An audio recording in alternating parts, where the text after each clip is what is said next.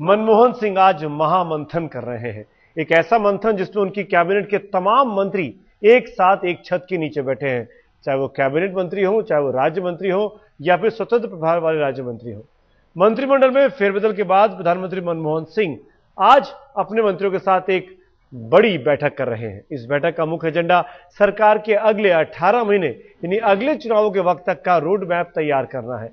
माना जा रहा है कि इस बैठक में मंत्रियों को साफ तौर पर कहा जाएगा कि हर 3 महीने बाद उनकी और उनके मंत्रालय की कामकाज की समीक्षा की जाएगी। साथ ही सभी प्रधानमंत्रियों को प्रधानमंत्री की ओर से सख्त हिदायत भी दी जाएगी कि वो किसी भी कंट्रोवर्सी में यानी विवाद में ना फंसे। प्रधानमंत्री चाहते हैं कि सरकार के सभी बड़े फैसले को मंत्री लोगों के बीच ले जाएं और उन्हें इसके बारे में बताएं। इसके अलावा सभी मंत्री आपस में तालमेल बनाए रखें, इस पर भी जोर रहेगा।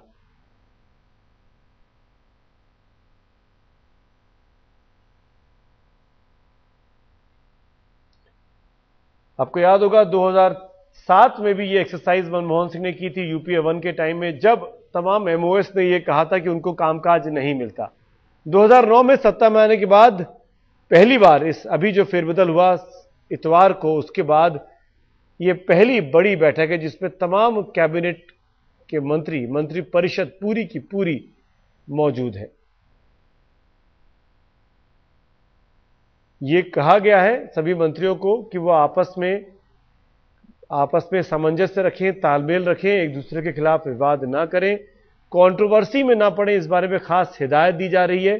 साथ ही सभी मंत्रियों को कहा जा रहा है कि अपने 3-3 महीने का रोड मैप तैयार कर प्रधानमंत्री कार्यालय को, कैबिनेट सेक्रेटरीट को दे दें और हर 3 महीने में उनके द्वारा निर्धारित कामकाज की समीक्षा की जाएगी। ऐसा प्रधानमंत्री ने कहा है। सूत्र बताते हैं कि हर 3 महीने में जो आपने काम तय किया है, आपको खुद को तय करना है कि आपने असेसमेंट करके कि आपने क्या पाया, क्या नहीं पाया।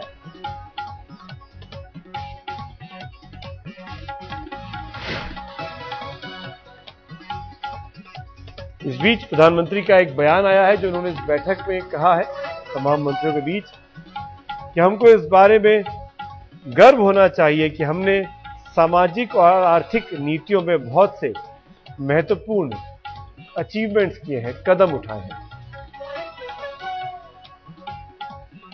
मनमोहन सिंह का जो शुरुआती भाषण है, 11 बजे बैठक शुरू हुई है, वो अब धीरे धीरे कर सामने आना शुरू हो रहा है। We should take pride in the fact that we have notched up significant achievements in the field of social and economic policy making. सामाजिक और आर्थिक क्षेत्रों में जो बदलाव किए हैं, जो नीतियां सरकार लेकर आई है, उस पर हमको गर्व होना चाहिए, कहना है मनमोहन सिंह का।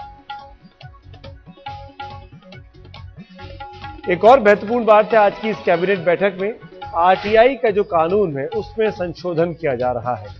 जैसा कि मेरे सहयोगी कार्तिकेय शर्मा ने कुछ देर पहले हमको बताया, कैबिनेट की फाइल्स पर जो नोटिंग्स होती थी, कोई भी शख्स जब साइन करता था, चाहे सेक्रेटरी हो चाहे मंत्री हो, तो एक नोटिंग जो लिखता था वो नोटिंग भी सार्वजनिक होने का प्रावधान आरटीआई के एक्ट में था। आज ऐसा माना जा रहा है कि वो चीज वापस ले लेगी सरकार, यानी जो नोटिंग्स लिखी जाती हैं वो सार्वजनिक नहीं हो पाएंगी अब आरटीआई के तहत। अगर ऐसा होता है तो महत्वपूर्ण बदलाव होने वाला है। इसके अलावा ये पूरे एक्सरसाइज तमाम मंत्रियों से मिलने की इसलिए भी जरूरी है कि बहुत से ऐसे मंत्री हैं जो आपस में एक दूसरे को, जिनका रास्ता नहीं होता है, अच्छे से बातचीत नहीं होती है, मुलाकात नहीं होती, तो एक ऐसा मंच है जहां पर एक साथ एक जगह पर तमाम मंत्री मौजूद हैं और वो न सिर्फ अपने सीनियर मंत्री से बात कर पाएंगे बल्कि अपने से जुड़े हुए जो दूसरे विभाग हैं, मंत्री हैं, अपने साथ के सहयोगी हैं, उनसे भी उनके बातचीत का रास्ता खुलेगा।